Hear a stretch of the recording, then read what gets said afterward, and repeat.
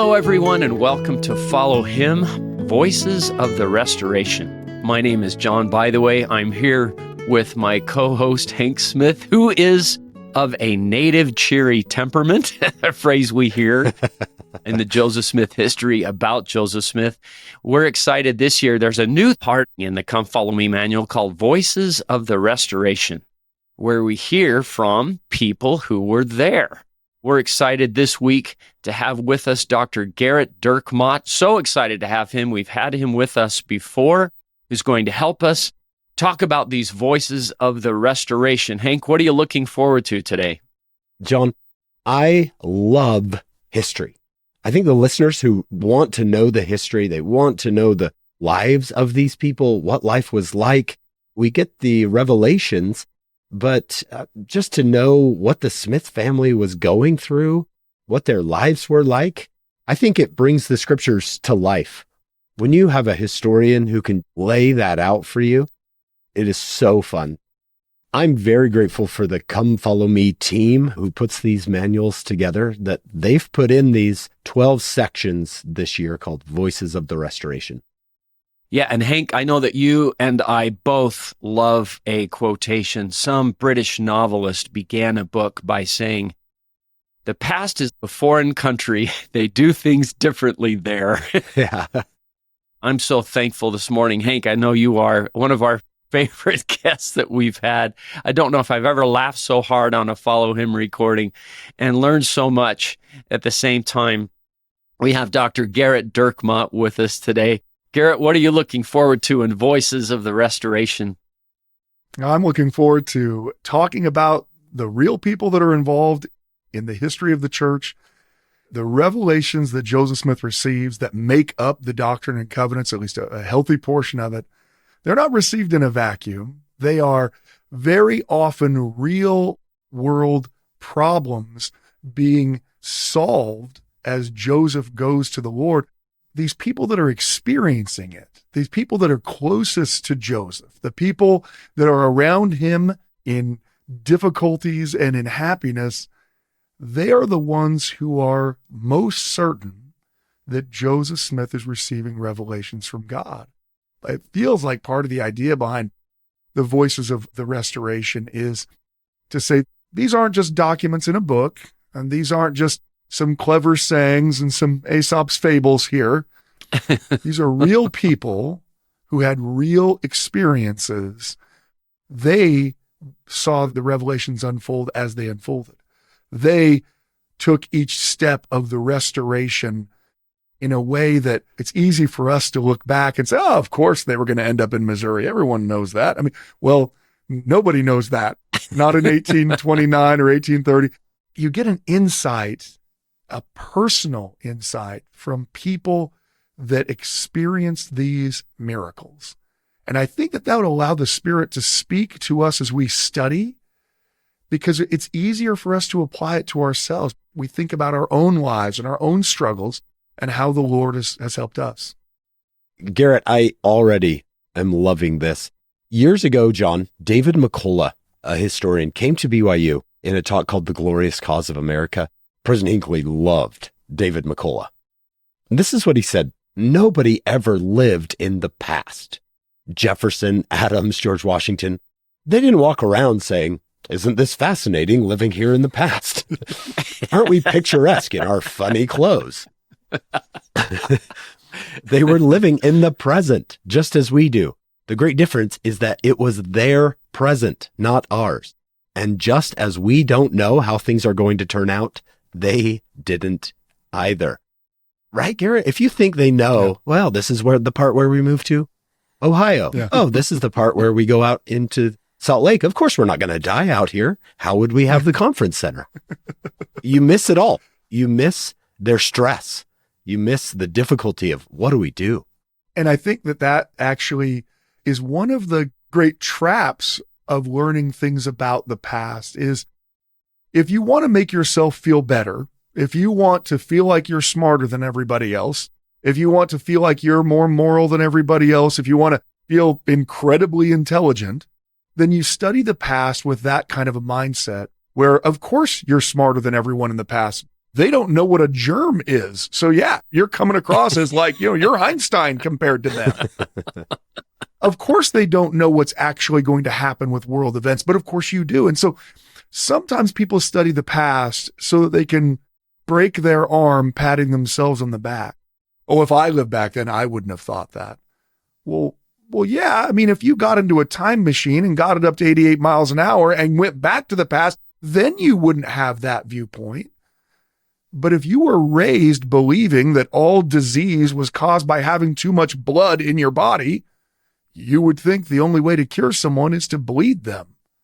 And that sounds idiotic and ridiculous to us today, but it didn't seem idiotic to them. And there are things right now that we all do that future generations will look back at us and say, wow, Gerrit was stupid. Now, They might say that for other reasons, but let's just say, for sake of argument, that 100 years from now, they determine that cell phones were one of the leading causes of cancer. Now, I'm not saying they are. I'm saying, what if that happened 100 years from now? We're shoving the phone right by our face.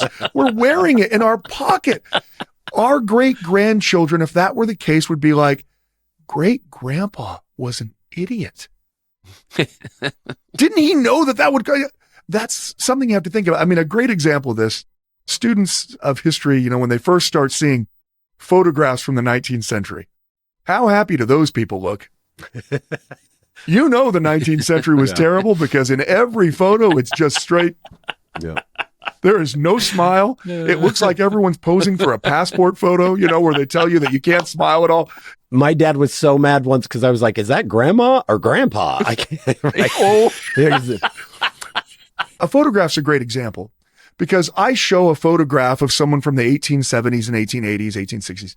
I show that photograph to a student in 2025, and their cultural knowledge causes them to immediately place their culture on this person from the past. Because in their current culture, you smile in photographs. And if you don't smile in photographs, then you're angry or there's something wrong with you. And so what do? They immediately interpret the past through their own lens. And unfortunately, that lens is horrifically erroneous. But they've already made a conclusion. The conclusion they've made is, people were miserable in the 1860s. They hadn't really invented good deodorant yet, so maybe they were kind of miserable. But the other aspect of it is, think about how we take pictures right now. Everyone knows who's ever gone to do a family photo. Everyone knows that seconds before that, everybody beaming, smiling picture is people yelling at each other, telling everybody, move over, I can't see you. Everyone's mad, Mom, aren't we done with this? Those family photos are actually these very angry times. And then what do we do next? Everyone's just like, and they're beaming. Frankly, that's not how people walk around normally. I'm a pretty happy guy, so I'm smiling a lot. But even I'm not walking around all day with that. The giant grin. If you're watching the video, you could see it was cultural for people to take photographs in the 19th century in a natural, unemotional state, because that's how you normally are. When you see people, they generally aren't beaming with a toothy grin ear to ear when they're not talking to anyone, unless they're crazy. They would see our photographs and they'd be like, so I know they do drugs in the future, but apparently they do a lot of them. I mean, everybody's just, they all have this toothy grin. Even as photographic things change over time, though, culturally, it takes well into moving pictures before you start seeing photographs change to the smiley, happy ones. A photograph is a great example of how someone in an instant can misjudge the past because they are treating the past like their present. They're injecting into the past what they know. And that's a totally normal and natural thing to do. It's not like some kind of evil, nefarious thing for an 18-year-old student to see a photograph from 1860 where the person looks pretty angry and to say, wow, they must have been very depressed. And it takes education to say, actually, no, this is culturally how you posed for a photograph in a more natural state. Understanding what was culturally acceptable in the past, understanding what stresses and ideas they had. We see this religiously all the time. There are aspects of Latter-day Saint theology that I would guess almost nobody in the church struggles with today, but were incredibly difficult for early church members. For instance, what's something that early church members struggle with? They struggle terribly with Doctrine and Covenants section 76. They struggle with the idea that essentially everyone, or as President Oakes said, with exceptions too few to mention, that essentially everyone is going to heaven, different degrees of heaven, and that those kingdoms of glory are so great and so glorious that they can't even be described. You don't find very many Latter-day Saints today having a faith crisis, crying on the edge of their bed, saying, if God really provided a way for everyone to be saved, there is no way this church is true. It would be weird, in fact, if someone came to you and said, Hank, John, I just don't know if I can believe anymore. I mean, if God really provided a way for all of his children to go to heaven, there's no way. To us, that seems crazy that would be a concern someone would have. But that's because we're the product of 200 years of revelation. For the people who first hear about the vision and Doctrine and Covenants section 76, they have 1,800 years of hell is a place that people are going to go, and it is awful and it is horrible, and almost everyone's going there. Christianity is almost everyone's going to hell. The whole world's going to hell. A very small number are going to be saved. And then Joseph and his revelations, he comes along and says, actually, no one's going to hell. As Joseph says famously later, he says, I have no fear of hellfire that don't exist. Because people are always condemning him to hell. And he's like, joke's on you. Fine, yeah. There isn't one. Not that people won't suffer for their sins. I mean, of course you're going to suffer for your sins. But the entire point of hell to Christians in the early 1800s is that it was forever. It wasn't hell if it was temporary. Hell is forever. People leave the church over it. There are people that they beg to maintain in the church, and they're excommunicated because they refuse to accept that Joseph Smith's vision, Doctrine and Covenants section 76, is true. Why? It conflicts with their culture. So I think it's important to note that whether we're talking present or past, or whether we're talking about members of the church in the United States or Canada or North America or Western Hemisphere, they're going to have different questions about God than members in Africa, members in Europe, members in Asia, members in Micronesia. We ask questions about the things that relate to our current beliefs. People from the past have a different culture. They have different questions. They have different ideas. And those are valid, just like our questions are valid, even if they might seem ridiculous, like staring blankly with a morose face and a 19th century photograph. Gerrit, this is so good. People are doing the best they knew with the time they were in and what their culture was, and it's so helpful. I want our listeners to know about a podcast that you have called Standard of Truth, a phrase that comes from that Wentworth letter that was a favorite of our founder, Steve Sorensen. First of all, I personally love Standard of Truth. Gerrit, you do it with a friend. Yes, my best friend, Richard Leduc. We've been friends since our first married days. We moved into the same house, split up into tiny apartments that should not have been livable. Today, I'm sure it's been condemned, and we've been friends ever since. And we go over Joseph Smith and early church history, and we answer questions from listeners. And other historical questions. There's a lot in there, American history. Yes, we do American history. We do Latter-day Saint history. We hope to help build faith in the restoration. I've recommended the Standard of Truth podcast to quite a few people, but recently, a close friend of mine who I just adore and younger than us, a young adult, and he came to me and he said, I need to talk to you, which is not like him. Can we sit down for a second? I was like, sure. And so we sat down and he served a mission and he loves the church. He said, Hank, I'm struggling. And I said, well, tell me what's going on. You know, he's been online and he says, I just don't know if I can trust the character of Joseph Smith. And he started to go through some of the things he's read. And I said, okay. And we talked for about an hour and He's the type of guy, he loves to laugh. And I said, I got a show for you. I want you to listen to the Standard of Truth podcast and just enjoy Gerrit. I think you'll really like him. He said he would. He came back about 3 weeks later. I saw him again. And this was a beautiful moment. I said, how are you doing? And he said, Hank, I love Joseph Smith. I love him. And I said, why? And Gerrit, you might be like, no, don't do this.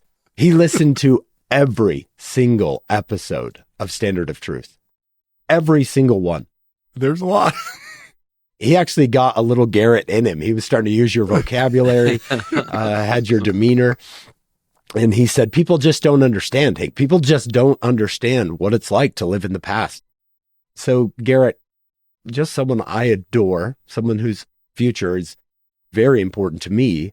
It changed him. He was on a trajectory going one way, and now he's completely opposite. So thank you. Oh, thank you for sharing that. I mean, that's the hope and the goal. I mean, I desperately, desperately want people to understand the prophet Joseph Smith and to have faith in the revelations that he received. That was really the whole point of doing that.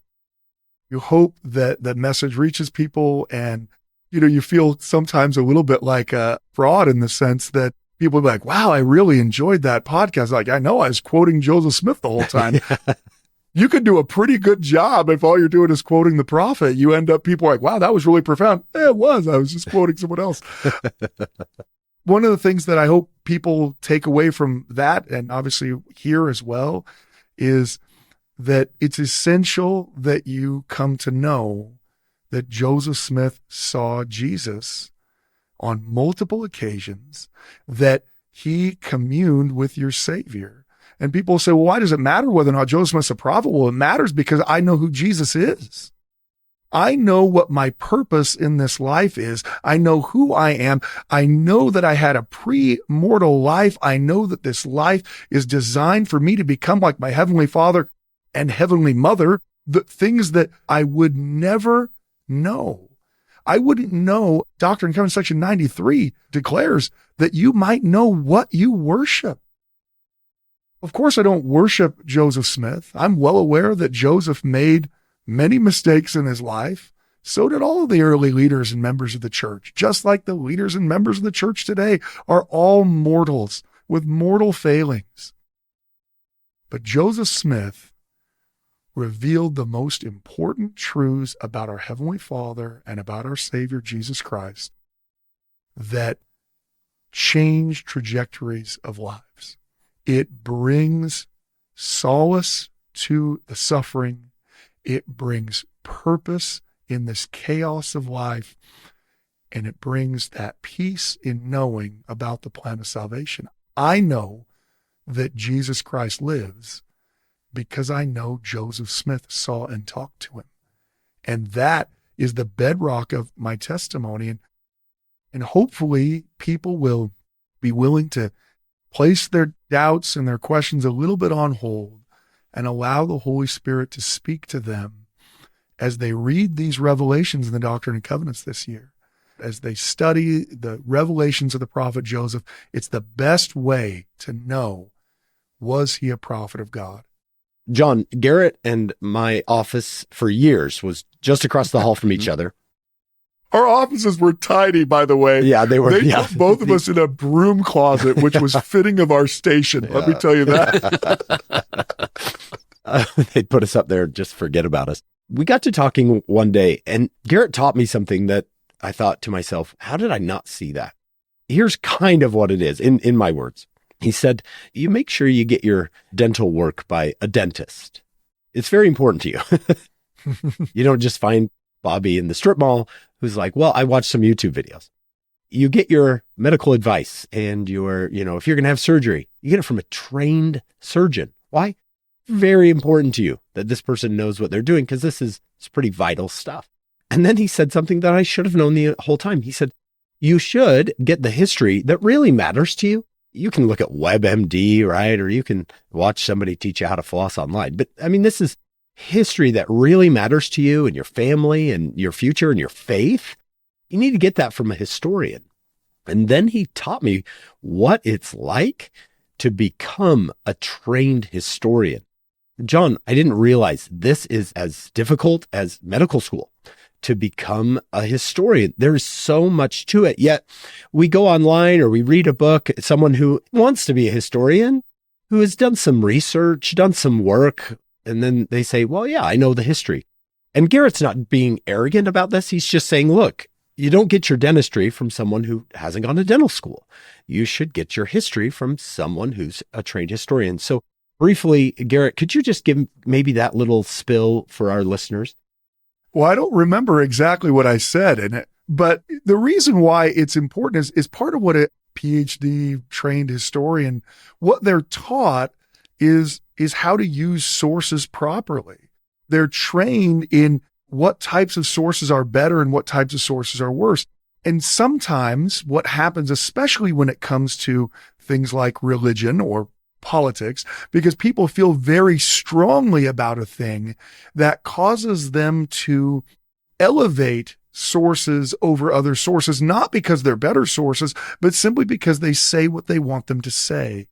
A great example of this that you could find circulating on the internet today is someone might say something like, Martin Harris denied ever seeing the gold plates, right? Now, if you're a Latter-day Saint, you're, what? I've been told my whole life he never denied it. What do you mean? No, look, here, I'll even share a letter with you. And here in this letter is someone saying, I heard Martin Harris say that he never saw the plates. And that can rock your world. I have been told my whole life, and it's from a letter. Look at this. It's a letter from 1838. That means it must be true. People feel like they've had their legs knocked out from under them. And this is where it's important to be able to look at sources and know what they actually are. Yeah, there is a letter that exists from 1838 from someone claiming that they heard Martin Harris say that he never really saw the plates. Well, who was writing that letter? Well, it's a recently excommunicated member of the church who's writing to another person trying to convince them to leave the church. But he doesn't just say that Martin Harris said that he didn't see the plates. He also claims that Oliver Cowdery and David Whitmer also said that they never saw the plates. And then he says that actually all of the 8 witnesses, which would also include Hiram Smith and Samuel Smith and Joseph Smith Sr., are also all saying that they never saw the plates. In other words, it is a hyperbolic, wildly overstated, and clearly inaccurate, biased letter. This person is making a claim with actually no evidence. But if I don't know that, and someone shares that with me online, I begin my tailspin before I actually find out this is a terrible source. It's even a terrible source for historians. Why? Do I know of that public meeting where Martin Harris said that? I have no other evidence of that. He says it was a public meeting that Martin Harris said, I never saw the plates. Okay, well, why are there no other sources of that public meeting? Why is it no one else says that that meeting occurred? For all I know, there wasn't even a meeting. But here's what I do know. Martin Harris, on occasion after occasion after occasion after occasion, himself said, I saw the angel. I saw plates. As a historian, you're taught to prize firsthand accounts where people are speaking their own experience and contemporary accounts, people talking about events when they happen. It doesn't mean that, great grandma reminiscing about what happened during the Dust Bowl is being dishonest. I'm not saying that, but there is a very big difference between reading great grandma's diary when the first Dust Bowl storm hits and having her talk about it with 80 years of experience removed. Because the one reflects what she actually thought at the time. The other, while still credible and still important, reflects how she understands it now, given 80 years of life. There are 3 areas of life where a wise man once said that people are so passionate that they believe they're experts even if they don't have any training. The first of these is obvious. It's sports. Look, you've never even coached a little league football team, but you know exactly what play Kalani Sitake should have called. You know exactly.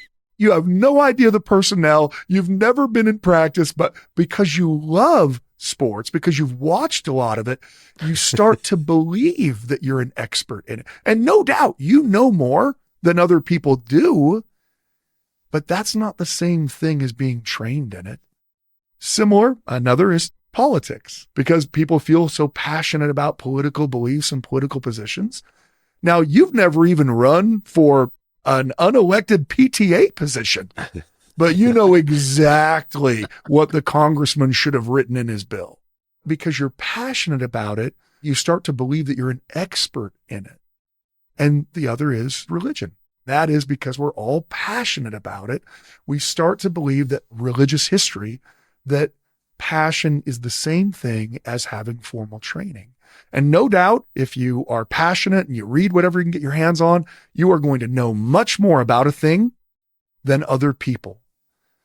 A great example of this is if you go to the Gettysburg battlefield and you get one of their park rangers to take you on their tour, you will come away often, and people will, saying, that park ranger knows more about the Battle of Gettysburg than literally anyone alive. I mean, that guy, he's like, and they advanced 10 paces to this fence, but then fell back 5 more paces. And you're like, Wow. how in the world do you know how many paces they were? And the cannonball hit near this tree, but not the tree. Usually not quite as excited, but they are giving you information that you're thinking, it's incredible. That person is the greatest expert on Gettysburg that has ever existed. And yet the reality is that park ranger is repeating things that he has read from a different source. He's essentially memorized, he's incorporated the histories that were written by historians who looked at the thousands of letters and the hundreds of dispatches and the dozens upon dozens of interviews of Gettysburg survivors who wrote the book on Gettysburg that was then used by the tour guide to make the argument. The great experts are the ones who wrote that book containing that source, because they gathered all of the other sources and said, in a lot of ways, like Mormon is with the Book of Mormon. He's got records everywhere. And as the first great historian, he compiles it down into something that is beautiful and readable. Not that I have any skills that Mormon had, but I do think it's important for your listeners.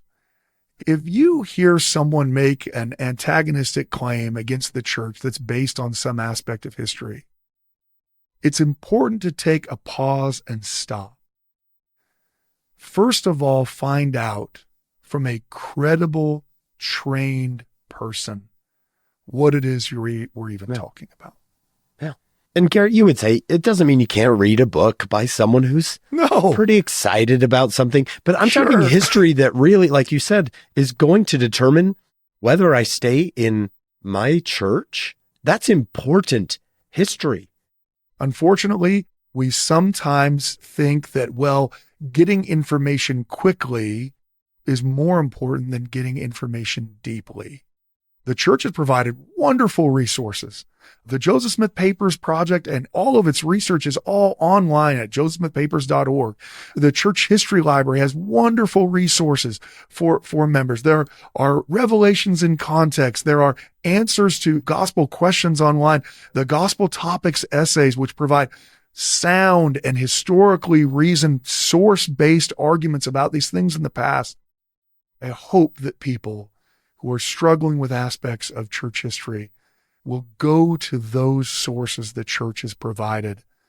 I love that we get to have a historian here who has looked at these original sources, who knows who those voices are, these voices of the Restoration. In this first episode, we're talking about the Smith family. Do you want to take us away on that, Gerrit, right now? Yeah, I think the first message that they have in the Voice of the Restoration, it comes from really one of the heroes of church history. If you study church history at all, especially if you study the early life of Joseph Smith, most of the credible information we have about Joseph Smith's early life It comes from Lucy Mack Smith, Joseph Smith's mother. She writes a book in which she details a lot of this early life. Joseph talks a little about it in his history. Mainly, he's telling you that we were poor and we had the ground rules in reading, writing, and arithmetic. He doesn't spend a ton of time on his much younger days. And those gaps are really filled in by Lucy. She's writing this book in 1844 and 1845. What historians find, it's remarkable how accurate she is looking back on some of these events. She provides this insight into Joseph's character that frankly only a mother could know. Someone who knows him from the time he's a child. The voice of the restoration that the manual provides from her is a powerful thing because it's actually before Joseph has his first vision. It's before there's any thought of gold plates or a church being restored. This is earlier in Lucy's life where the family is taken just deathly ill. And Lucy really believes she's going to die. In fact, the ministers and doctors think she's going to die. She recovers, and as she says, she begged the Lord that he would spare my life, that I might bring up my children and comfort the heart of my husband. Thus I lay all night. I covenanted with God that if he would let me live, I would endeavor to get that religion that would enable me to serve him right, whether it was in the Bible or wherever it may be found. If it was to be obtained from heaven by prayer and faith, at last a voice spoke to me and said, seek and ye shall find, knock and it shall be opened unto you. Let your heart be comforted. Ye believe in God, believe also in me. And she considers this great conversion experience for her own life. Lucy does not come from an incredibly religious household. Her father, Solomon, is a soldier.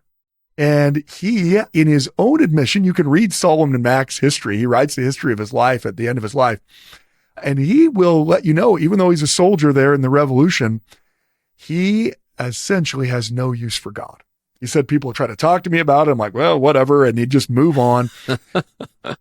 It's a little bit sad because when he finally does get religion as an older man, he credits many of the physical ailments and struggles that he's had in life with the fact that he didn't get converted earlier. Why I tell that story is Lucy Mack is not someone who grows up in a household that's going to church. Her mother believes, her mother tries to share some Bible with her, but her father not only doesn't believe, he's got a real problem with people who do believe for most of his life. Not until well after Lucy's married does her father finally have this conversion. Here she has her own experience where she's begging God and she sees this change. Now, what they don't have here, what happens after this is actually fun and a story that tells you the religious world they were in. After she's miraculously healed, I mean, again, doctors had already said, no, that's it. That's the end. She then wants to go to church. So she's married. She tries to convince Joseph Smith Sr., who's also, while a believer in God, not a churchgoer. He's become kind of cynical of the established religions, that they are not really leading people to Christ. And so she tries to convince Joseph Smith Sr., we need to go to church. And she says, because he loved me, essentially, he agreed to go with me to a few Methodist meetings, but he didn't want to go. He did not. I mean, this is a story no one's ever heard before about a spouse dragging another spouse to church. But at least back in the 19th century, occasionally a wife was like, no, you're coming to church. Like, I don't want to go to church. And then there I was sitting on a pew.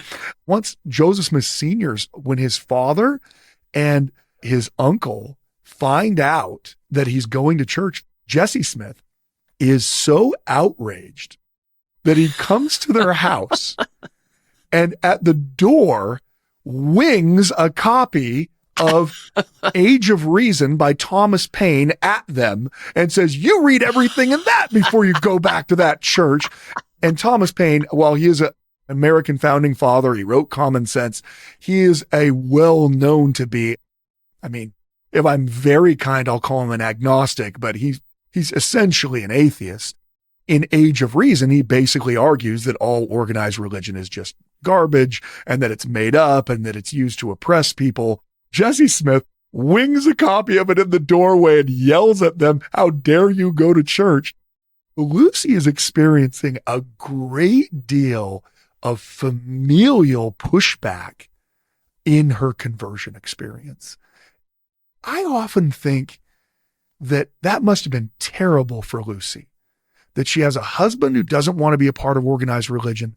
She's had this incredible spiritual experience and she wants to pay it back to God. She wants to be a part of it, but her family members are thinking that that's ridiculous. And it makes me wonder if that's part of the reason why when her son comes to her, having had a religious experience very different from her own. I mean, Joseph was telling her, "I've learned for myself that Presbyterianism is not true."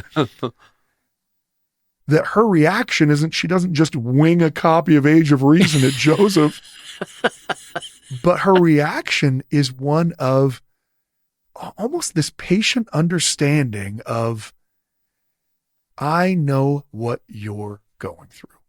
I experienced this where I had a religious conversion and no one wanted to listen to me. Lucy Mack, she is such an incredible woman. It is clear that she leaves an indelible imprint on all of her children, but especially on Joseph in his religiosity. Beautiful. I love that background. They were actually in a different place when all of this happened. Yeah. But I especially love winging books at people and telling them to read it. I actually had a missionary email my podcast, and he said, he's serving in a very difficult stateside mission. And he said, "I'm trying to figure out just how many copies of the Book of Mormon I have to throw at people before they start listening to me." Before it sticks. And I saw another book flying in the midst of heaven. And it had the everlasting gospel. Yeah. I've heard it said, I think Stephen Harper, that not only is Joseph Smith facing religious tension in where he lives, it's also in his own home. Yeah. There's religious tension there. If we fast forward a little bit to when Joseph is going to have the first vision, the Second Great Awakening that they're all living through, there's a reason why they call that portion of New York the burned over district. It's important for listeners to understand that the way that you conceive of American religious identity today is essentially exactly the opposite of what it was then. If you talk to someone today and you say, "Oh, they're from the South," you might immediately in your head think, "Oh, they're probably religious." Because in today's world, the American South is the most religious part of the United States. And the least religious part of the United States is the American Northeast. It's literally the exact opposite in Joseph Smith's day. The most religious state in the entire Union in 1830 is Vermont. The least religious state in the United States today, based on the number of atheists and people who attend church, is Vermont today. You kind of have to keep that in mind. Consider the most Bible-banging part of the Bible Belt, that there is constant discussion of religion. And in the Second Great Awakening, people are very passionate about it.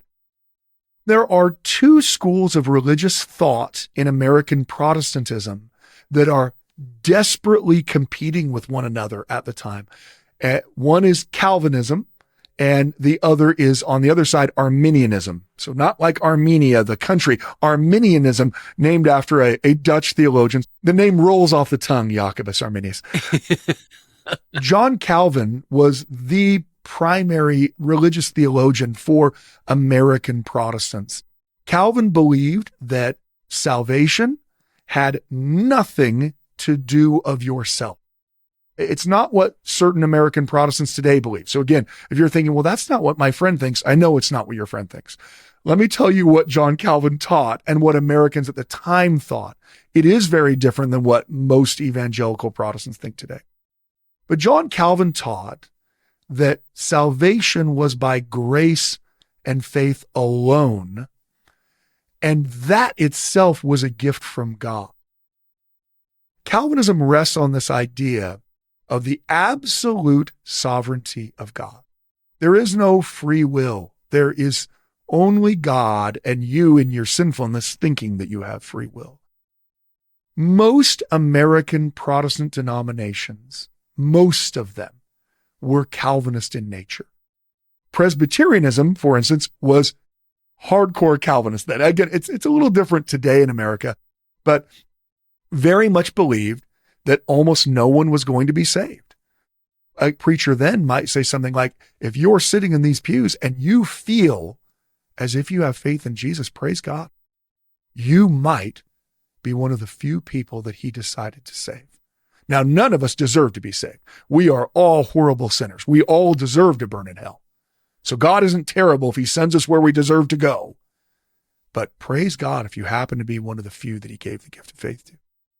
And during this time of the Second Great Awakening, that's the church that Lucy Mack and Sophronia feel called to, that they join. They join the local Presbyterian church in Palmyra. Joseph likely goes to that church more often than others because it's where his mother goes. In fact, she's actually donated enough money, as poor as they are, she's donated enough money that their family has a pew in the Presbyterian church. And in order to have access to that pew, you had to donate enough money to the church. That's how fervent Lucy feels about her Presbyterianism. And it makes sense. She was completely outside of anything but God's help. And in her miraculous recovery from her disease, she feels this total devotion to God. God is everything, and I am nothing. And she would have heard that message at that church, and it would have spoken to her. Now, on the other side of the ledger, I know I spent too much time on this, Arminianism was the other Protestant wing of belief that believed, yes, mankind is fallen, mankind is evil, but there's one good thing mankind can do, and that is they can choose to accept God's grace. That in this viewpoint, which was primarily espoused by the Methodist Church, salvation is a lifelong process. If you ask a Methodist, are you saved? They're going to hem and haw the same way a Latter-day Saint does. They're going to be like, well, I mean, I'm trying to follow Jesus. And they believe the way of viewing salvation is that Jesus has extended his hand to you. He desperately wants to save you, but you have to agree to grab that hand and hold on to it for the rest of your life. Those are pretty diametrically opposite viewpoints. Either God has already decided whether or not you are saved and there is legitimately nothing you can do about it, or you have to embrace the truth about God, and if you don't, you're going to go to hell. Both of those can't be true. Either I have to choose salvation and make the right choice, or I have no choice in salvation.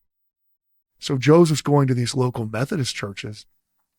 He's hearing the exact opposite message. And when he talks about they believe the same passages of the Bible so differently, you couldn't find a starker contrast than Presbyterianism of the 19th century and Methodism of the 19th century. As I said, back to our Voices of the Restoration, it's because of Lucy's character that when Joseph has his questions, she isn't reactionary about it. I mean, what would have happened if Joseph came to her and she was like, well, then that's it. You're going off to boarding school because you're not going to have any more of this nonsense. Instead, she embraces it. Something that is understated about the Smith family in general, his sisters, his brothers. This is a large family. They have many different interests and many different ages. All of them believe Joseph Smith. All of them suffer some form of persecution for the rest of their lives because they believe Joseph Smith. Some get more of a witness. Samuel and Hiram are going to be hefting plates around. Some of them are going to, really know. I don't know that Don Carlos isn't going to get to lift the plates. but he is adamant that Joseph is a prophet and that he's received these revelations. The people in Joseph's family are certain he's talking to God. They're never wavering from that, even when they waver from other parts of their faith. You know, William Smith, late in life, isn't exactly a poster child of what you want to believe. But even in those time periods, he's certain Joseph was a prophet. He's certain Joseph translated the Book of Mormon. He's certain that Joseph received these revelations we're studying. That alone speaks to Joseph's character. Why is it the people who know him best are certain he's speaking to God? Now, Gerrit, you said that there's Arminianism and Presbyterianism, which Joseph Smith Sr. doesn't seem to buy into organized religion at all. Is that right?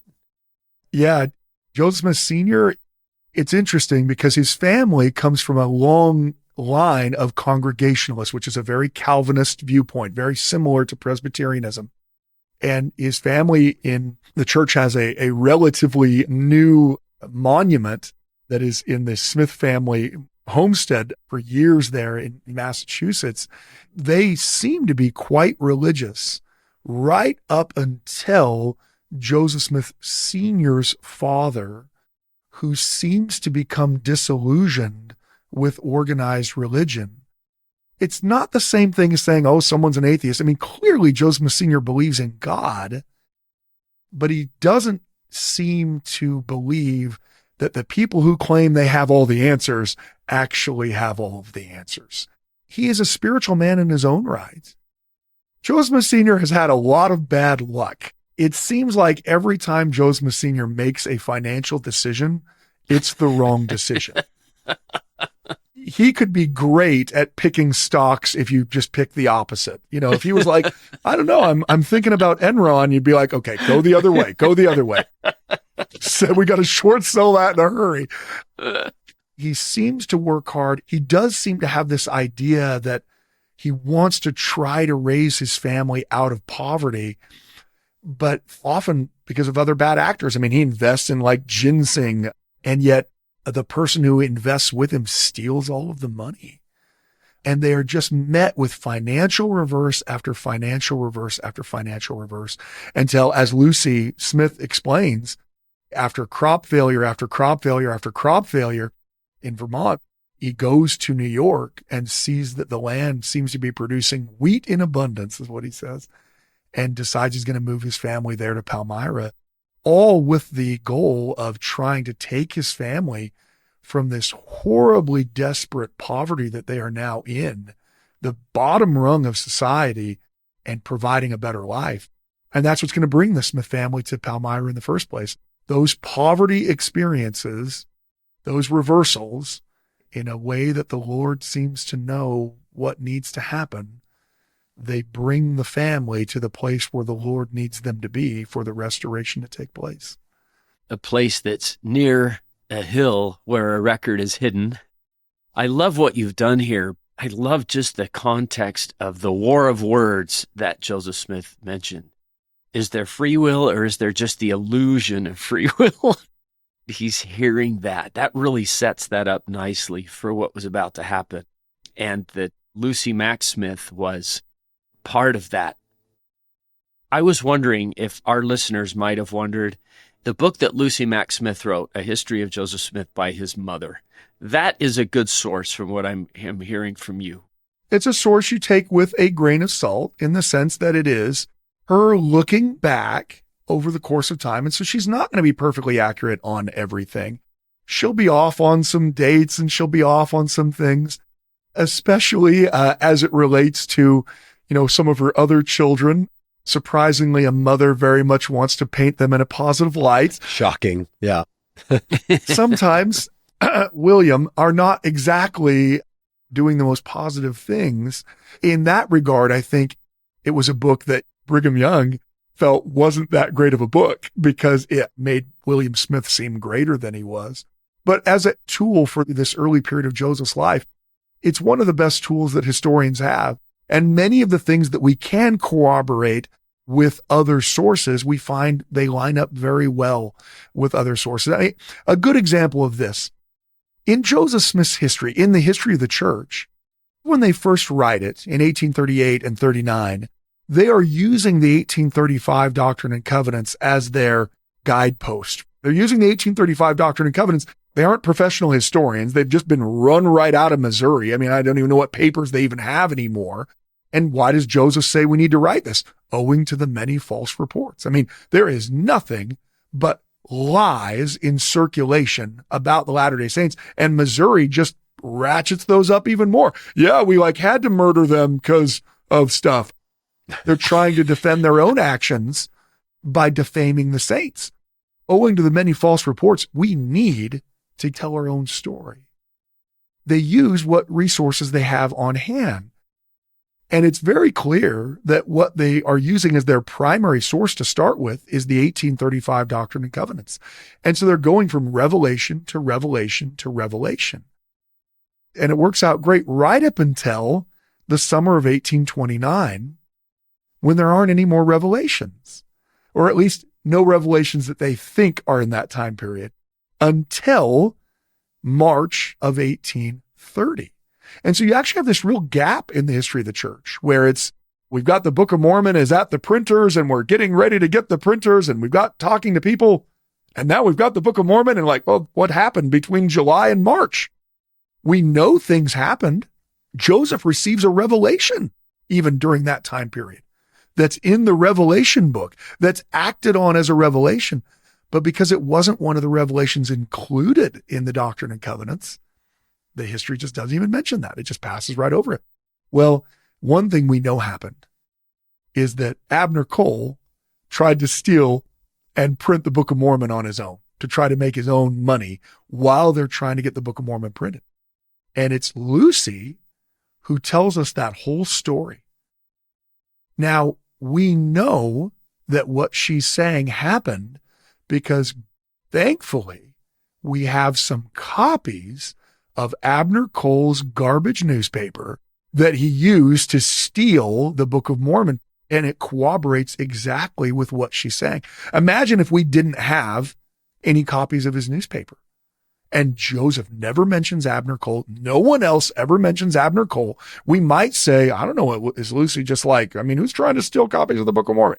But because we have the newspaper, we can say, she tells this whole story about them catching him trying to print the Book of Mormon on his own in his paper. And here's his actual paper. He really was doing it. And at the exact same time, she said that he was doing it. So it is a good source. It's available on josephsmithpapers.org. If you go under histories and go under other histories onto that tab, you can see both versions, both her earlier version and her edited version, 1844, and then the 1845 version. And its transcript is there, so you can read it. It's an outstanding source to get to know early Latter-day Saint history. I love what you said about all this stuff was being written in Missouri, because those were original sources. But there's another question a historian would ask. Now, wait, who's saying this? And what's their background? And what's their motive? Because, yeah, you can find things that were written, but who was talking and why were they saying it? This is an excommunicated person writing to try to persuade other people to leave. What do you do with that kind of an original source? Yeah, and I think you just have to place them in context. I mean, it's an original source, but that doesn't mean that it carries the day, especially when you're talking about religious experiences. When someone says, I saw an angel, that is outside of the realm of historical inquiry. Why? Well, because I don't have the ability to replicate it. This isn't a science experiment where I can go, 1 + 2 angel. I can't do that. So a historian doesn't try to do that. In fact, one way that you can know that you're dealing with someone who's not a real historian is they will try to refute religious experiences of other people. A real historian knows that they can't, because those are phenomenology in the lingo of we use big words to make ourselves feel better about the fact that we became doctors that no one cares about. We're the kind of doctors that don't make money and can't help anyone. And so we use bigger words to try to look, no, I'm important. You take something like Jesus walking on water. Jesus's followers really believe that he walked on water. How would I prove that he did as a historian? Well, I can't. And even if I wanted to try to replicate it, right, I could go march everyone off to the nearest body of water and not one person would walk on water. Would that prove that Jesus didn't walk on water? No, because if Jesus walked on water, he did it because he was the Son of God. When it comes to miracles, a judicious historian isn't going to spend time trying to prove that they couldn't have happened because they know there's no way to prove that it did or did not, because if it happened, it's the interposition of God. In many ways, a historian's job is to talk about what most likely happened in the past. You have all different sources. Well, what most likely happened at the Battle of Gettysburg? Based upon sources. One person says that they advanced 100 yards. The other person says they advanced 50 yards. Well, there's 30 people that say 100 yards. There's one person who says 50 yards. And most likely it was 100 yards, I guess. Right? I mean, that's what a historian does. Miracles, by their definition, are the least likely thing to occur. Because people can't walk on water. People can't call down fire from heaven. People can't be resurrected except when they do. Except when they are. And it's when they are that is the pinnacle. It is the main point of religion. We don't believe that Jesus walked on water because everyone else walks on water. We believe in Jesus because he performed miracles that couldn't possibly be done. For a historian, the best you can do is say, this is what this person said happened to them. So Oliver Cowdery says an angel appeared to him. A historian, a non-Latter-day Saint historian, if they're being judicious, they would say, Oliver Cowdery said an angel came and appeared to him and showed him the gold plates. He would not say, obviously Oliver Cowdery's a liar because, angels don't exist and there's no possible way that he had plates. That's my antagonistic voice. They wouldn't say that. And you find this with people claiming that other people didn't have their spiritual experiences. People saying, oh yeah, Joseph told me that he just made up the whole Book of Mormon. Okay, well, Joseph Smith doesn't say that. You're claiming a conversation dozens of years after the fact in a conversation that I don't even know if it took place, and that I know that you're very antagonistic to begin with. And also you're wrong about X, Y, and Z, and the things that you're claiming, I can demonstrate that those aren't accurate. There are lots of ways to look at things that can help you have a better perspective. When it comes to someone declaring, God spoke to me, there is only one way that you can know whether or not that happened. And that's the same way that Peter knew that Jesus was the Christ. Flesh and blood hath not revealed it unto thee, but my Father which is in heaven.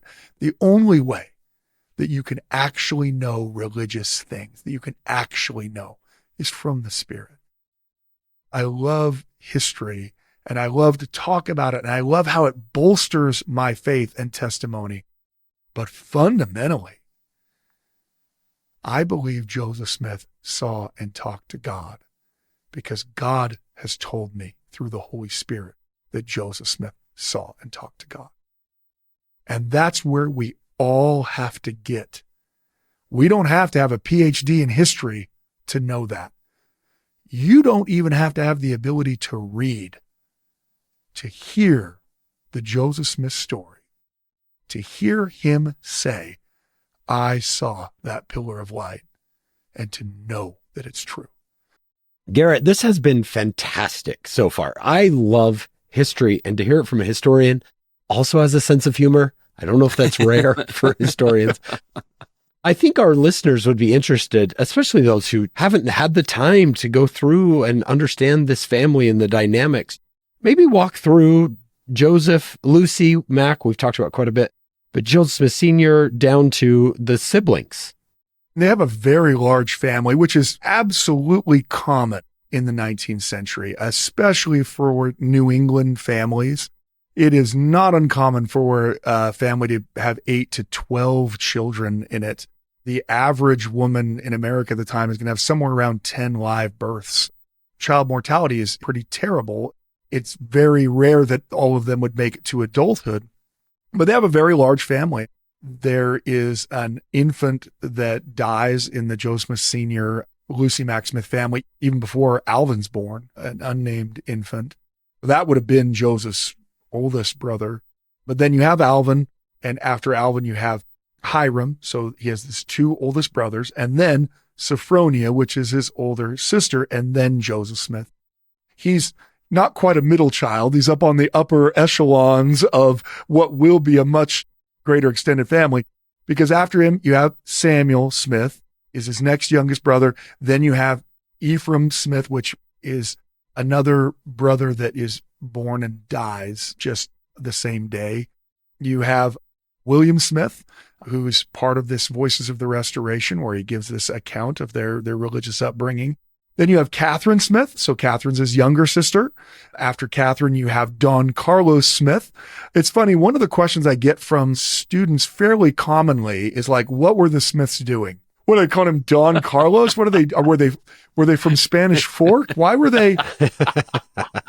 For those of you who don't know, in Spanish Fork, Utah, the high school mascot of Spanish Fork is the Dons, because it's Spanish Fork. So the Spanish Dons. What are the Smiths even doing? It's actually a fairly common name. It's not like Jack, okay? But one of the Union Civil War generals, who would have been contemporary to Don Carlos, who would have been born roughly around the same time, is Don Carlos Buell, who ends up being a terrible Civil War general. And anyone who's an enthusiast listening will be like, oh yeah, he was terrible. It demonstrates this is not just a name they're pulling out of a hat. It's not a ridiculously common name. It is a name that is being used by people as a name. It's kind of like Charles, right? Yeah, it is, but with this kind of Spanish flair to it. Right, flair to it. I could name my son Enrique. Maybe that gets him a little more gravitas. I don't know. Yeah. And then their youngest is Lucy, named after Lucy Mack. She's actually not even born until after the first vision. So it kind of gives you an idea of the family dynamics that are going on. That means in Joseph's household, growing up, there is someone at essentially every single station of life. There is adult brother Alvin, who's going to be engaged to be married, and there's baby little sister Lucy, who can't walk, all going on at the same time. All of our indications are that their family dynamics are incredibly close. Now, later in life, just as a caveat, William Smith and Joseph, they will have words with one another. There are multiple occasions in which William and Joseph will fight with one another. I know that no one today has a sibling that they've ever argued with, but back then, it was occasional that siblings would argue with one another. Even as adults. Well, what I'm talking about is when they were adults, actually. In the Kirtland, Ohio period, William and Joseph get in an argument. They actually come to blows. And in fact, Joseph goes to take his jacket off so that they can fight. And William Smith, because it's the kind of person he is, sucker punches him while he's trying to take his jacket off, which if you're a younger brother, this is what you have to do. Yeah. This is your moment. Now's your chance. Now's and boom. the time. Younger brothers everywhere are saying, yeah, that's how I won my fights too. Which is funny because he and Joseph exchange, letters with one another like, hey, I'm sorry. And one of the letters, Joseph's like, well, it doesn't say sucker punch, but if you wouldn't have punched me while I was trying to get my coat off, it would have ended differently kind of thing. Trying to reassert. I mean, obviously they have sibling fights and difficulties, but again, when it comes to following Joseph as a prophet and believing he receives revelation, they're all there. Alvin is someone who clearly impacts Joseph's life in ways that are almost immeasurable.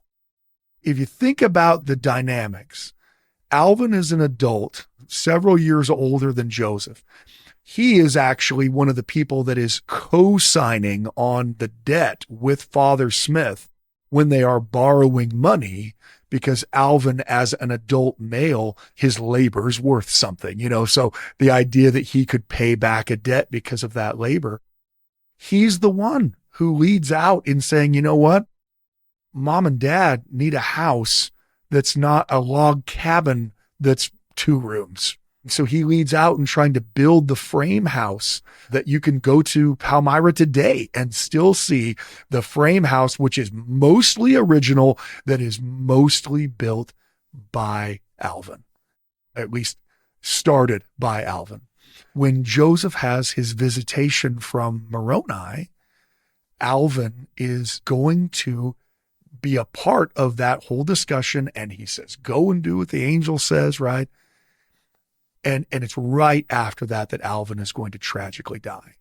It's where we get our first-hand experience at just how terrible 19th century medicine is, where Alvin has a sickness in his stomach. They don't know what it is. To treat him, they administer to him essentially powdered mercury, which those of you who know the properties of mercury know that it's a poison and not something that helps in healing, but that was what medical doctors of the day. Joseph's later in life is very actually bitter about it. One of the few things that Joseph seems to be bitter about is the death of his older brother, because he blames the physicians for it, that they just kept giving him more and more and more mercury until it killed him. It is something that clearly affects Joseph for the rest of his life. Alvin is on his mind always, and it leads to some of our revelations. The fact that Joseph experiences these heart-rending losses of his family means the question about life and death is not a theoretical one for him. I mean, the fact that he's buried his first infant son, that his 2 twins that are born next also die immediately, that the 2 adopted twins, he gets one of them dies. The fact that there's been 5 infants in Joseph's household by 1833 and 4 of them have died means that Joseph is very attuned to the horrors of the thought of death and the seeming permanency of the hole that it leaves in our lives. And Alvin really seems to be that first entree point to this horrible grief. He clearly loves Alvin. He spends the rest of his life talking about how great Alvin was. You, of course, get the best example of this in Doctrine and Covenants, section 137, where in Doctrine and Covenants, section 76, now this is a spoiler alert for the remainder of the Doctrine and Covenants. You're like, what? There's a Doctrine and Covenants 137? I mean, yeah, there is. You'll get to it eventually. But in Doctrine and Covenants, section 76, Joseph is told by God in the vision, there's 3 different degrees of glory, and the only way you can enter into the celestial kingdom is if you are baptized into the church of the firstborn. Unless you are properly baptized, you can't go to the celestial kingdom. And what that means is Joseph, who's learned this incredible truth that eternal hellfire doesn't exist, that no one's cooking forever in hell, and that there's all these other kingdoms of glory and happiness, it clearly weighs on him that he thinks his beloved older brother is not going to be able to go because he wasn't baptized. It's not like he's just making that requirement up. He received a revelation from God that said, if you aren't baptized into the church, you can't go to the celestial kingdom. And so Joseph is following that. When he has his vision in 1836, which is now Doctrine and Covenants, section 137, and he sees Alvin in the celestial kingdom, his response, I marveled that he could have obtained to such a kingdom. The sad part about that is it means there must have been a weight that Joseph was carrying around. It means if you would have asked Joseph Smith in 1835, can Alvin go to the celestial kingdom? It probably would have cut his heart out. And he would have been quoting Revelation as he said, well, he wasn't baptized, so. And it took further light and knowledge, further revelation for Joseph to know all those who would have embraced the gospel are also heirs of the celestial kingdom. And that actually doesn't even resolve the contradiction. The amazing part is in 1836, Joseph Smith and all other church members now have to believe a contradiction. You absolutely have to be baptized to go to the celestial kingdom, except when you don't, which is apparently most of the time. Yeah. But you have to. If you would have received it, then yes. But you have to, but you don't have to. Well, so everyone has to be baptized? Yes. What about people who haven't heard about it? Well, not them. Well, I thought you said everyone. So that looked like a contradiction. It looks like a contradiction only because further revelation hadn't come yet. Once the Lord reveals 4 years later the doctrine of baptism for the dead, then everything becomes clear. And it's an interesting thing that God doesn't reveal all of it at once. Why doesn't he, in the temple, when he shows Joseph the celestial kingdom, why doesn't Jesus say, by the way, there's a thing called baptisms for the dead? That's why this works. Instead, it's here a little and there a little bit of a time even for Joseph. When Joseph is going to have these experiences with losing family members, even after Alvin, the one that hits him very hard is in 1841, and it's when his brother Don Carlos dies. We have some records of him. We have some letters he wrote to Joseph Smith. There's a very interesting letter he writes to Joseph in 1841. He basically says, Joseph, I need to talk to you about some things, but you're super ridiculous busy, so I'm just going to write you a letter. I know it seems weird that I'm your brother and I'm writing you a letter about that. I should just go to your house, but I know you're super busy and I want to get this out.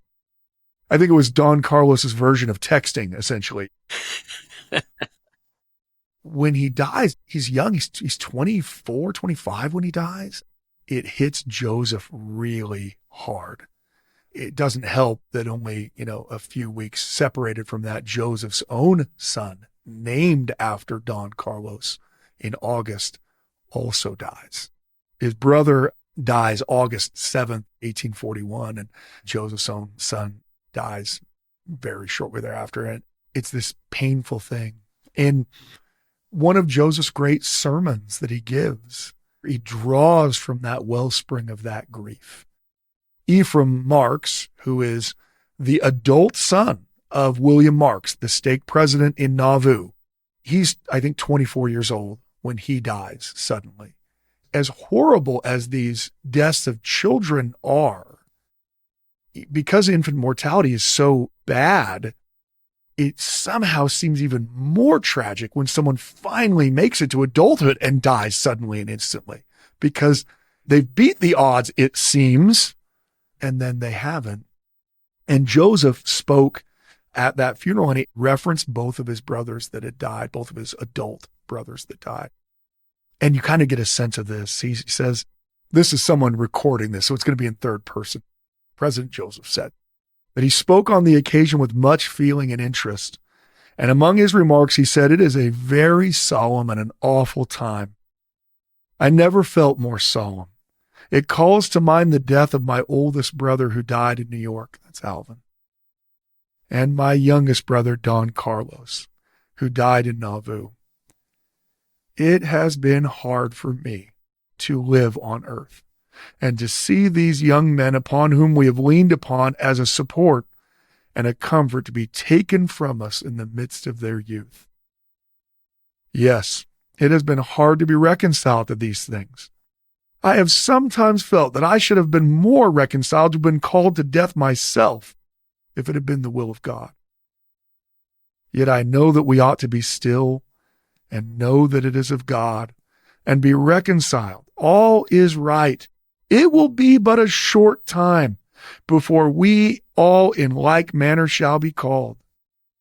He goes on to say that in this same sermon that we should let death prove as a warning to all men, to deal justly before God with all men, and then we shall be clear in the day of judgment. When we lose a near and a dear friend upon whom we've set our hearts, we can never feel the same afterwards, knowing that if we set our hearts upon other things, they may in like manner be taken from us. As someone who has experienced some grief, I can tell you that he is speaking to my soul. When you lose someone that you love desperately, only a few years ago, my youngest brother suddenly and tragically died. Man, yeah, I guess time makes it so I'm not crying every day. I am never the same. There's a hole there that I can only hope that at some point in the eternities, through the atonement of Christ, that somehow the suffering will be made up. Joseph understands the poignancy of grief and death in a way that maybe he wouldn't otherwise without having lost his children and his siblings. So touching to get in their hearts like that. It seems that he and Hiram are close. You get that impression? It seems they have such a strong bond with one another that Lucy, accords in her book to the fact that when Joseph was at his sickest, when Joseph was in agony, that his older brother would kneel down next to him on his sickbed and press pressure on the sore in his leg so that there was some modicum of pain relief. Hour after hour, day after day, desperately trying to provide some kind of pain relief to his younger brother, Joseph. They had a heart cemented to one another. Of all of the horrific things that take place in the events of the martyrdom, all of the things that are horrible in the ungodly murders of those two prophets of God, I think perhaps the worst is that Joseph sees Hiram die first. All of our accounts that we have of the martyrdom is the absolute destruction of soul that Joseph feels in that instant when he sees Hiram die. As John Taylor says, he rushes to his side and says, "Oh, my poor dear brother Hiram." I think they have a bond with one another. It can't be overstated. It can't be replicated. They clearly don't agree on everything. Brigham Young will talk about the fact that Hiram feels much more strenuously about the word of wisdom than Joseph does. Joseph believes the word of wisdom is, something that is a guideline, and Hiram Smith believes he's kind of like Heber J. Grant about it. He needs to be, 100% all the way, even before that revelation, becomes a codified thing, that it's an absolute abstinence from alcohol. But they love each other. The fact that they are together it's a poignant thing. Joseph has many visions and revelations that we may not get to directly talk about in this year of the Doctrine and Covenants, because they aren't part of a revelation or a section in the Doctrine and Covenants. So they might be a footnote. They might be a part of the story that we get. But one of his greatest revelations that he has is he has a vision of the day of resurrection. And he seems to have multiple of these visions. And he is very clear about what he saw. It involves him thinking back on these people that he's lost. He says, "I would say that God has shown me a vision of the resurrection of the dead. I saw the graves open and the saints as they arose and took each other by the hand, even before they got up while getting up.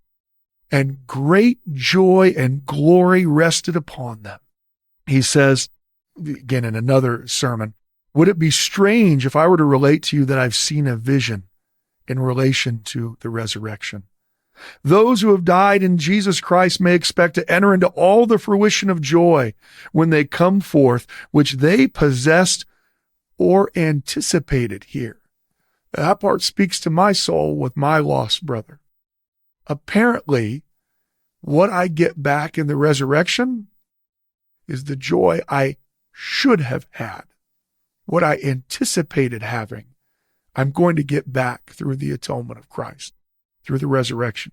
Goes on, which they'd possessed or anticipated here. So plain was the vision that I actually saw men before they ascended from the tomb, as though they were getting up slowly. They took each other by the hand and they said to each other, my father, my son, my mother, my daughter, my brother, my sister. And when the voice calls for the dead to arise, suppose I am laid by the side of my father, my mother, my brother, my sister. And when they are by my side, I embrace them and they embrace me. It is something that clearly he feels very strongly. The resurrection is a doctrine that Joseph loves and constantly talks about. He's come to understand that this world is terrible. It doesn't mean that you have to have a long face and not ever laugh. Joseph is, as much trials as he faces, is jovial and joking and lover of the world, the lover of the people. But things have been really hard and he knows it. It's in this resurrection and that blessed day that everything's going to be made right. In another sermon, he says, can you be shaken from your faith by all these various things that can happen? He says, you need to lay hold of these things and let not your knees or joints tremble or your hearts faint. What can earthquakes, wars, and tornadoes do? Nothing. All your losses will be made up to you in the resurrection. I have seen it. All of your losses will be made up to you, provided you continue faithful. By the vision of the Almighty, I have seen it. More painful to me than the thoughts of annihilation, than death. If I had no expectation of seeing my father and my mother, my brothers and sisters, and my friends again, my heart would burst in a moment and I would go down to my grave. The expectation of seeing my friends in the morning of the resurrection cheers my soul, and it makes me bear up against the evils of life.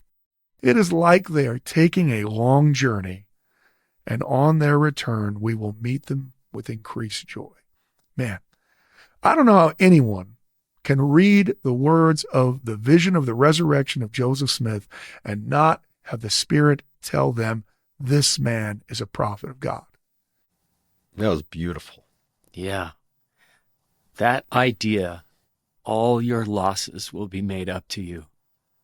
Boy, hang on to that. What a wonderful thing to hang on to. Sometimes that's all we have to hang on to. There are people listening who have lost all of their family members in horrible accidents. There are people who've had all of their family apostatize. There are people who've never been able to have a family, that are separate and single, and say, what does this church or world even have to offer me? The Lord has promised in the next life, everything will be made right. And I don't know what that constitutes for everybody, but I believe it. And I believe it because Joseph Smith saw it. Me too. It's beautiful. Gerrit, we haven't really looked at Samuel yet, or Joseph Smith has sisters. I don't think many people know much about Sophronia, Catherine, and Lucy. What about Samuel and Joseph's sisters? For Samuel, he is in the early workings of the restoration very early on. I mean, it's Samuel that is leading Oliver Cowdery down to harmony.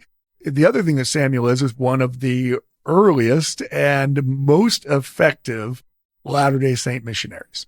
He is the type of person that we would like to put in the MTC right now to train people up on how to do it, because he is incredibly energetic in doing it. I mean, he seems to be almost boundless in his energy to share the gospel. He's one of the earliest converts to the church. I can't even say he's a convert to the church because he's actually baptized before there's a church. He's one of the people who's baptized prior to the church being organized. He's one of the few that's baptized after they received the authority from John the Baptist.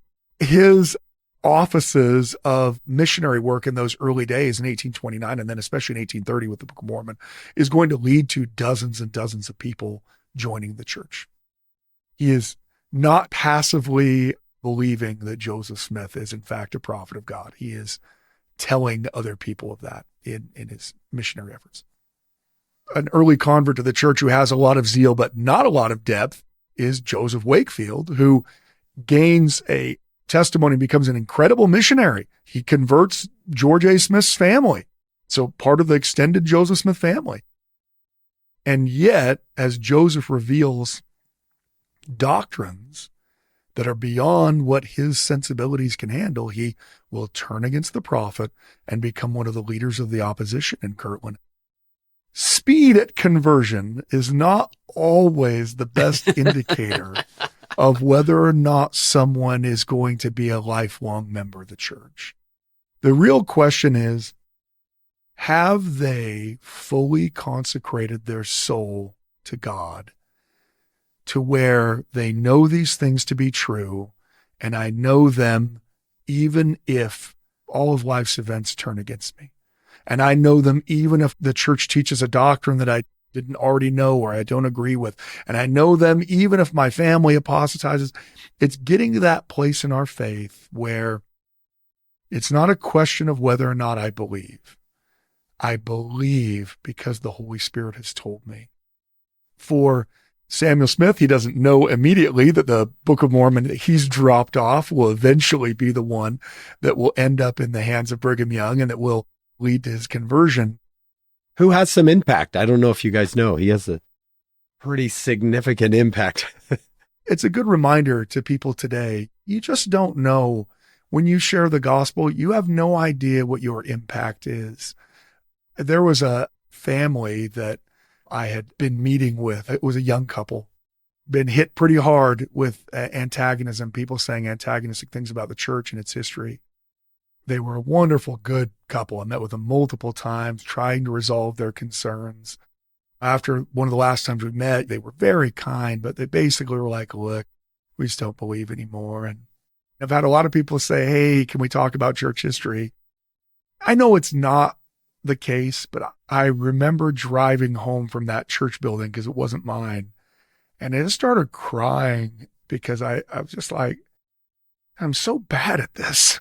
Their whole lives were dependent on me doing a better job. I failed them. And now I've failed their children, and I've failed their children's children. I just failed. I cried driving home because they were such good people and I couldn't help. I obviously moved on with life, and a few years ago, I had another colleague contact me and tell me that this couple would rejoin the church, that they were in their ward, and they told them that part of their conversion experience, reconversion, was they couldn't get out of their head some of the things that I'd said when we had talked before. I think a lot of us have those experiences and we don't know it. We share the gospel with people and we sure see a lot of failures. Failures are easy to see. The failures are the ones that are right up there front and center, and they make you feel like, is anyone even listening? Does it even matter? But I don't think we ever fully get to see all of the successes. I think about my own family. My grandfather and my grandmother converted to the church in the Netherlands in the 1920s. My grandfather was not a religious man.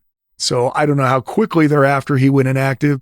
He was not somebody that was going to be going to church a lot. The Dutch mission was a pretty rough mission. You could have some missionaries on today that would let you know, yeah, there's a grand total of nobody who listens to you there. And so I always think about that missionary. I don't know who it is, But he probably left home from his mission thinking he was a failure. He probably thought, I only baptized 2 people my whole mission.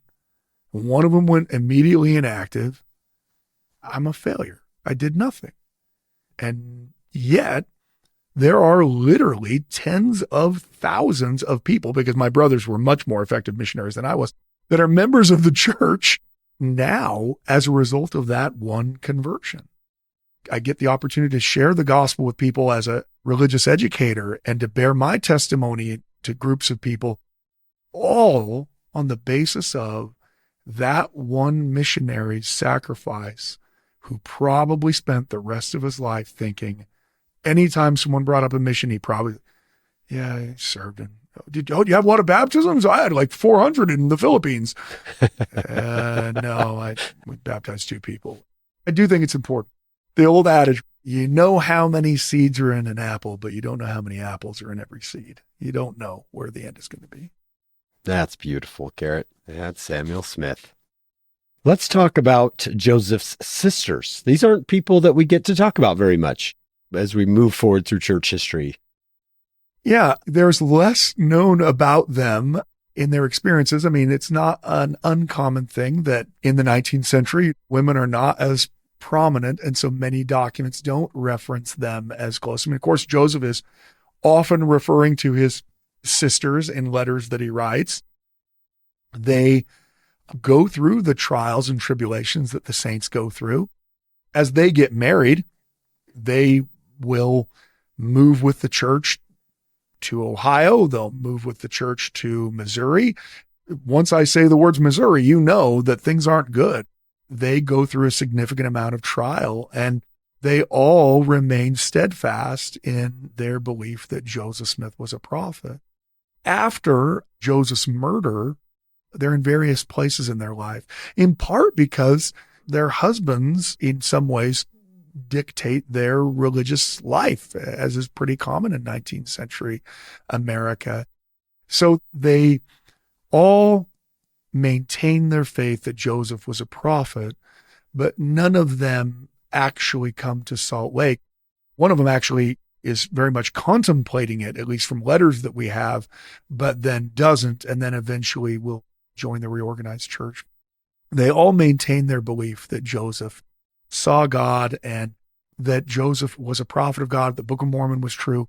They maintain that belief in Joseph, even though after Joseph's murder, their lives take them in various directions. Just that, you've told us between 1840 and 1844, they're going to lose their father and 4 brothers. And they're not just losing them because of disease. 2 of them are murdered. And at least they believe that Samuel, that his death is also caused by the mob chasing him when he's trying to get help for Joseph and Hiram when they're in Carthage. They at least believe that 3 of those brothers are murdered directly or indirectly by the mob. I think that's one of the more difficult aspects of this time period of Latter-day Saint history is think of how difficult that would be to go through not only the scenes the church is already going through, but then also to go through the tragic personal loss that's going on. Gerrit, we're going to wrap up here. And I know everyone, if you love history like I do, I could listen to Gerrit teach all day, every day. But Gerrit, why don't we ask you one last question, and then we'll pick up the next time we have you is about a month, and we're going to look at the translation of the Book of Mormon, which you may have written a couple books about. So I may have. So Gerrit, let's ask you one last question. How significant is it that all of Joseph Smith's family believes he is a prophet, knows he is a prophet? That seems to me to be pretty significant. Who would know him better? Yeah, I don't know about you guys, but I really have a hard time fooling my family. When my sisters talk to me or my wife, Sarah, talks to me, they just know me differently. And that's okay. They know me, but it's really difficult to put on a religious face around your family all the time. Sibling love only goes so far. I mean, I'm willing to help you out if you're in a hard time, but I'm not willing to have my house burned down for you. I think there's a few lines you draw in the sand. And I really think that those family members who grew up with him clearly did not feel that there was any disposition in him to do evil. Obviously he sinned, but he clearly wasn't doing evil things to them.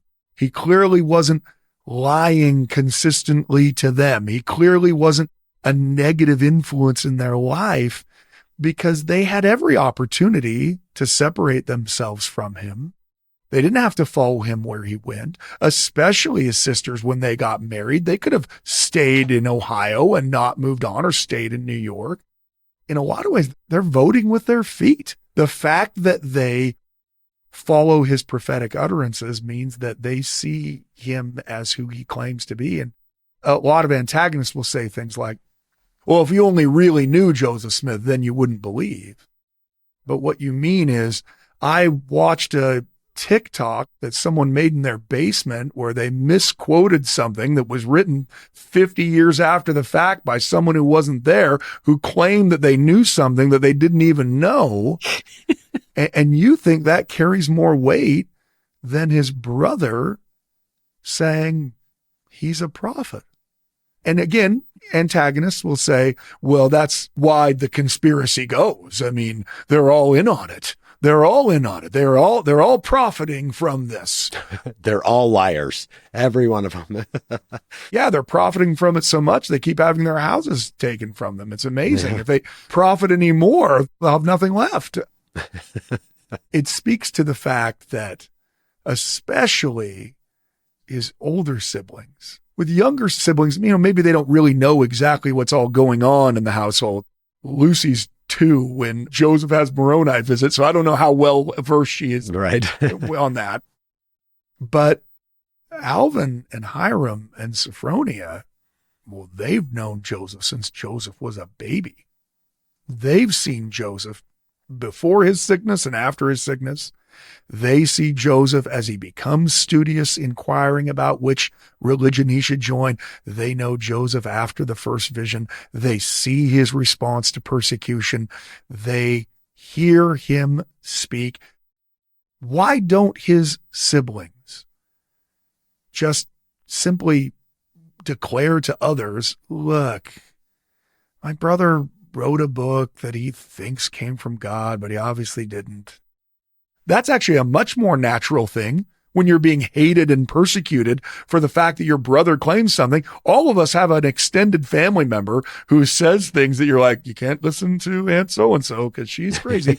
Yeah. All of us have had that experience of distancing ourselves from someone who's saying something that puts us at odds with society. And his family just leans right into it. If Joseph says it, then it's true. Well, this is contrary to all religious doctrine that exists. For a historian, it very much speaks to the fact that whether you believe Joseph Smith saw God or not, you have to believe that the people who were closest to him believed that he did, that they saw him as honest, that they saw this as real, and they reordered their entire lives because of it. Yeah. That is beautiful. It's been fun to get to know this first family, John. Yeah, I'll begin my teaching a Book of Mormon class by saying we have a special guest today. Lucy Mack Smith is here with us today. And I try to ask the class to imagine what she might say, something like, do you know what it cost my family to bring you this book? And she doesn't say, this book has ruined us or ruined my family. She says, oh no, we believe it to the end. So in the organization of the Relief Society, one of the people who speaks is Joseph Smith's mother, Lucy Mack Smith. Now, at this point, she has suffered incredible loss. This is 1842. She has not only lost Alvin as well as several infant children, she has lost Don Carlos as well and lost her husband. She has experienced some very difficult times, on top of all the difficulties of being driven out of your home over and over again as you follow the teachings of Christ laid out by your son. These are from the Relief Society minutes. It's Eliza R. Snow recording her as she's speaking. And so it'll be in third person because she's recording. This is what Mother Smith said. Mother Smith said, "This institution is a good one. We must watch over ourselves. That she came into the Church of Jesus Christ of Latter-day Saints to do good, to get good, and to get into the celestial kingdom. She said we must watch over and cherish one another. Watch over one another and comfort one another and gain instruction that we may all sit down in heaven together." That is a very succinct and powerful testimony. I came into this church to get good and to do good, and we've got to help everybody get to the celestial kingdom. How grateful every member of the church should be for this first family. Every member. What a beginning. What a beginning. With that, we'd like to thank Dr. Gerrit Dirkmaat, founder of the Dirkmaat Academy. So thankful for him and his knowledge and testimony of this. This is pretty exciting as we begin this Voices of the Restoration. He'll be back. Thank you so much for joining us today on Follow Him. We'd like to thank our executive producer, Shannon Sorensen, our sponsors, David and Verla Sorensen, and we always remember our founder, Steve Sorensen. Please join us next time. We're going to have Dr. Scott Woodward with us talking about Moroni's visit and Section 2 of the Doctrine and Covenants and a good chunk of Joseph Smith history. We're excited to see you next time on another episode of Follow Him. Do you or someone you know speak Spanish, Portuguese, or French? You can now watch and listen to our podcast in those languages. Links are in the description below. Today's show notes and transcript are on our website, followhim.co. That's followhim.co. Of course, none of this could happen without our production team. David Perry, Lisa Spice, Jamie Nielsen, Will Stoughton, Crystal Roberts, Ariel Quadra, Amelia Kabuika, and Annabelle Sorensen.